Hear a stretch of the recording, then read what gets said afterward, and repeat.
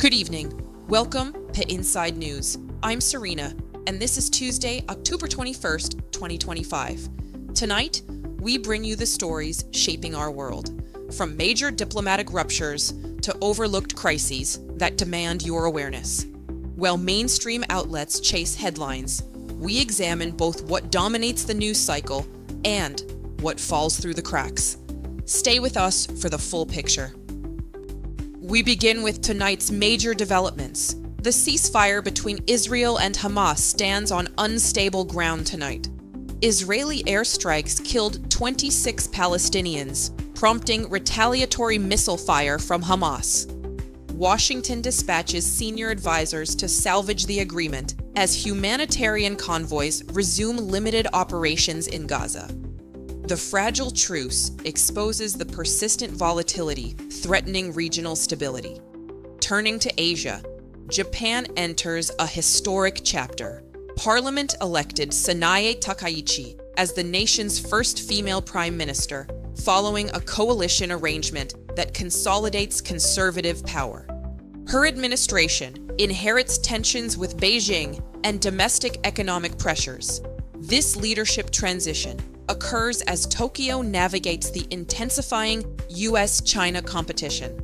From Japan to Southeast Asia, a tropical storm struck the Philippines, claiming one life and forcing 22,000 evacuations. Northern and central provinces face extensive flooding. Officials request international reconstruction assistance as the country confronts escalating climate disaster frequency.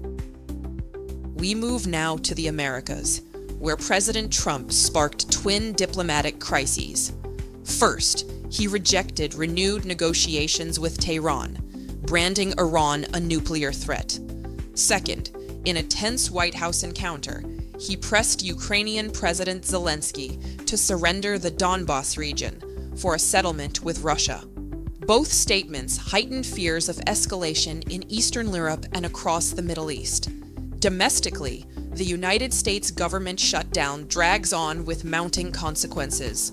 Budget deadlock halts Social Security disbursements and paralyzes federal agencies. Economists project a 2.7% reduction to the 2026 cost of living adjustment. Analysts warn of recession risk if paralysis continues. Relations with Colombia deteriorated sharply after Trump labeled President Gustavo Petro a drug leader and threatened punitive tariffs. Bogotá recalled its ambassador from Washington. The confrontation escalates existing friction over migration flows and counter-narcotics cooperation. South of the equator, Bolivia completed a consequential election. Centrist candidate Rodrigo Paz secured an unexpected majority, propelled by economic frustration and fatigue with 2 decades of leftist governance. He pledges structural reforms to stabilize finances and attract foreign capital in a nation rich with mineral resources but plagued by instability. Our focus shifts to technology infrastructure. Amazon Web Services suffered a massive outage, disrupting artificial intelligence platforms, online payment systems, and global supply chains for multiple hours. Though engineers restored service, the incident exposes critical vulnerabilities in our digital economy's reliance on centralized cloud providers. Meanwhile, Australia and the United States formalized a critical minerals agreement targeting rare earth supply chains.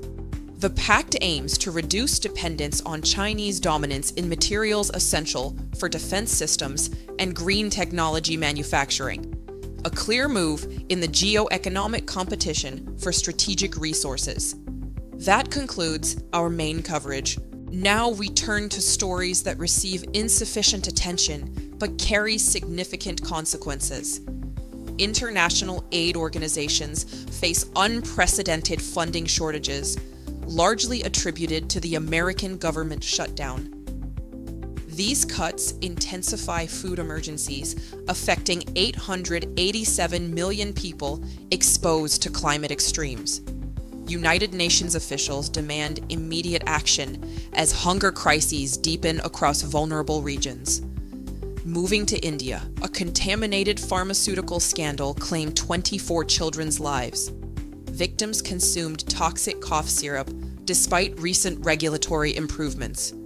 The World Health Organization condemned oversight failures and demands strengthened pharmaceutical standards to prevent recurring tragedies in one of the world's fastest-growing drug markets. Staying with underreported news, we move to Sweden, where researchers published findings on electric vehicle battery durability. Analysis of 1,300 used vehicles revealed Kia EV6, e-Niro, and Tesla Model Y models retain superior battery capacity over time. These results strengthen consumer confidence in electric vehicle longevity as nations accelerate transportation electrification. From ceasefire violations in Gaza to overlooked hunger crises, from diplomatic ruptures to technological vulnerabilities, tonight's reporting reflects our commitment at Inside News, covering not just what trends, but what matters. The stories others ignore often carry the heaviest consequences. We refuse to let them disappear. Thank you for trusting us with your attention. Good journey to all. This has been Inside News. I am Serena. We return tomorrow.